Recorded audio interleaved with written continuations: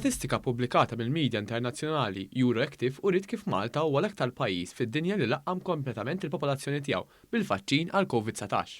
L-istatistika li ngħatat prominenza mis-sit internazzjonali Euroactiv turi li Malta hija l-aktar pajjiż fl-Unjoni Ewropea li laqqam nies kontra l-coronavirus b'32.5% tal-popolazzjoni mlaqma kompletament. Is-sit innota li minn tal-inqas 200 miljun doza tal-vaċċin kontra l-COVID-19 ingħataw fil-pajjiżi tal-Unjoni Ewropea. Minn tal-inqas 53 miljun persuna ġew mlaqma kompletament. Ifisser li ftit inqas minn 12% tal-popolazzjoni tal-Unjoni Ewropea hija mlaqma.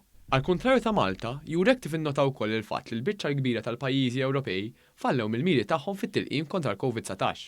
Issemma kif il-Ġermanja għandha 11.1% tal-popolazzjoni mlaqma kompletament.